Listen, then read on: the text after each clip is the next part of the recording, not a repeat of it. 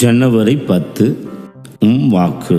யோவான் நற்செய்தியிலிருந்து இன்றைக்கு வாசிக்கப்பட இருக்கிற அந்த நற்செய்தியின் அடிப்படையில் பார்க்கிற வேளையில் நாம் யோவானின் ஆன்மீகத்தை நம்முடைய ஆன்மீகமாக மாற்றினால் அதுதான் கிறிஸ்துவை பின்தொடர்கின்ற வாழ்க்கை என்பதை புரிந்து கொள்ள முடியும்.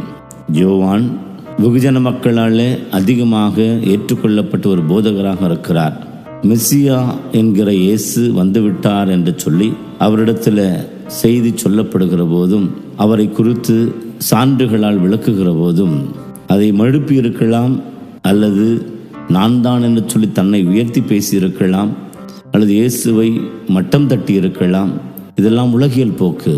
ஆனால் இங்கோ சற்று வித்தியாசமான மாறுபட்ட அணுகுமுறையை நாம் திருமுழுக்கு யோவானில் பார்க்கிறோம். அவரோ சொல்லுகிறார், அவரது செல்வாக்கு பெருக வேண்டும், என்னுடைய செல்வாக்கு குறைய வேண்டும்.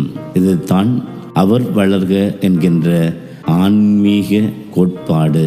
இயேசு நம்மில் வளர்கிற போது நாம் குறைந்து அழிந்து போய்விடுவது கிடையாது. மாறாக எவ்வாறு இயேசுவனுடைய பணிவாழ்வில் யோவானை மனிதல் பிறந்தவர்கள் இவரை போல யாரும் இல்லை என்று சொல்கிற அளவிற்கு பாராட்டு சான்றிதழை இயேசு ஆண்டவர் உண்மையான ஊழியனாக அவர் கொடுத்தாரோ, அதே போல தாழ்ச்சி என்கிற இந்த பண்பு நலனில் நாம் நம்மை மற்றவருடைய உயர்வில உயர்த்தி அவர்களை பிடித்து தாங்குகிற போது நாமும் அப்படிப்பட்ட உயர்வுக்கு வருகிறோம். தாழ்ச்சி என்கிற புண்ணியம் அப்படிப்பட்ட ஆசிரை கொடுக்கிறது. நம்முடைய வாழ்வில் இப்படி கடவுள் செயல்பாடுகளும் உயர்ந்து நாம் நம்முடைய செயல்பாடுகள் அதிலிருந்து வருகிற ஆசிரியனால் செய்யப்படுகின்றனவாக இருக்கின்றனவா என்று சிந்தித்து பார்ப்போம்.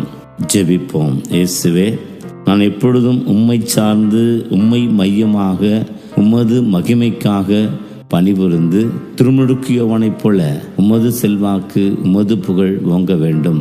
எனது செல்வாக்கு எனது புகழ் இது குறைய வேண்டும்.